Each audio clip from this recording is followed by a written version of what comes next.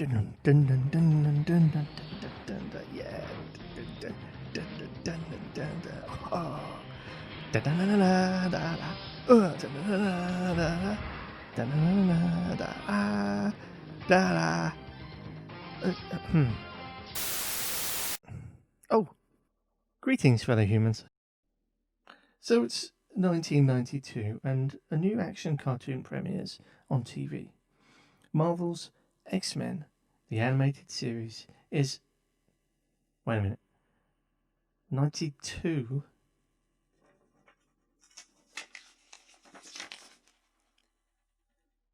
Oh, I'm old. So it's October 92, and the pilot episodes of X-Men are about to premiere. The two-part story is basically your introduction to the characters and world. Much like any other pilot, it's a chance for acclimatization. This first story is seen from the perspective of New Mutant Jubilee. New Mutant, not New Mutant. Her foster parents have just discovered she's a mutant and are discussing her foster father's choice to contact the Mutant Control Agency. Her foster mother rightly admonishes him for it, but he argues it's not a prison, blissfully ignoring the word control in its name. After lamenting what has happened to her, Jubilee leaves and heads to the local mall as a big fuck-off robot arrives to capture her. The robot follows, attempts to capture her, but the X-Men save the day only to abduct her themselves? No, seriously. They take her back to the X-Men HQ, lock her up, and when she rightly attempts to escape, Professor Patrick Picard actually calls her an intruder. She eventually meets the X-Men for real, and we get to know everyone. Mr. Blast Eye, Chairbrain, Blue Monkey, Old Lady Hair, David Blaine, TV's Heart Attacks Morph, Electro Gust, and world's tallest 4-foot man, Shanky Fist. Lastly, Brain Lady, I can't find her code name. Jean Grey. Whatever. Eventually, Jubilee sneaks out to check on her foster parents, unaware she's being stalked by a sentinel. Sure they're okay. Shh. I'm ever so good at hiding. While she's being abducted, the X-Men head over to the Mutant Control Agency, HQ, to delete files on fellow mutants. The episode ending with several ginger men pointing guns at a door.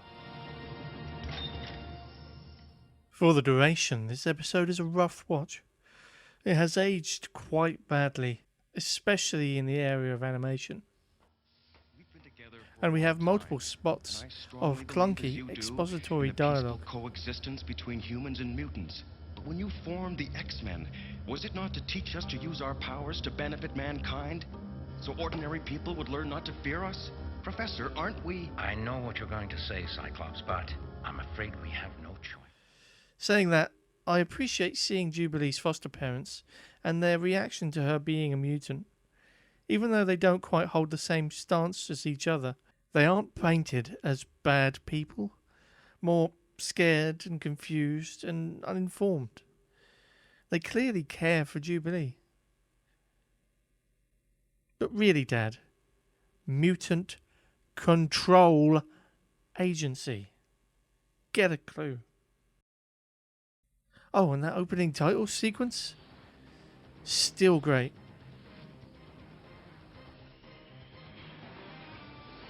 Wait a second. Cyclops, check. Wolverine, okay. Rogue, sure. Storm, good. Beast, fine. Gambit. Jubilee, Jean Grey, Professor X, okay. That all seems in order? Huh, probably nothing. As first episodes go, this is so-so at best. But I'm not here to talk about the first episode. We rejoin the show in the early stages of Part 2. Jubilee is captured, and the X-Men at the Mutant Control Agency are making an escape after burning all the files. Before they can make an escape, a sentinel rises up from the tree line in front of them. But before Wolverine can get into fisticuffs with the lumbering machine, this happens.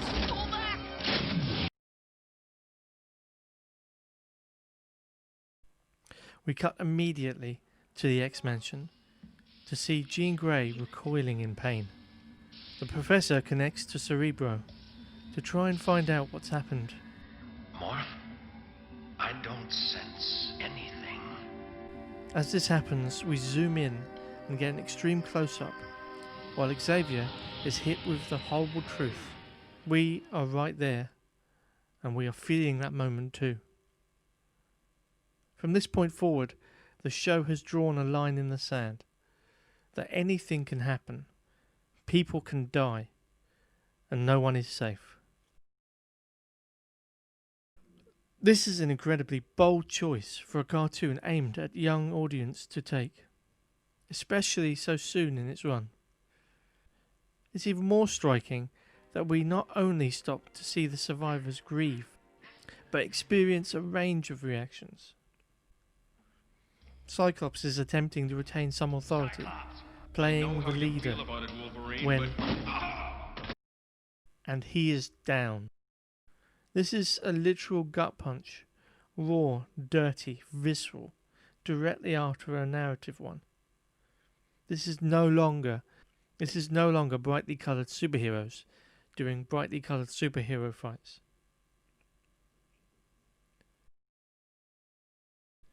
Jean confirms Morph's death, and while Gambit attempts to console him, Wolverine leaves without a word.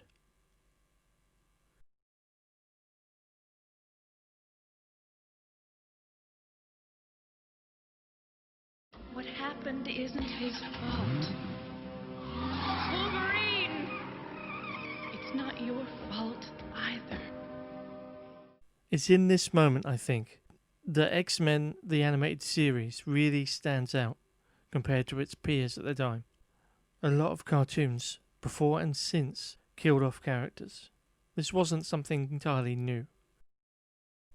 But for a show that was airing at this time of day, to do it so early in its run, without warning, and then to linger not only on the initial reaction, but to see them grieving and reacting, to blame each other or take moments to themselves, that's an interesting and striking choice.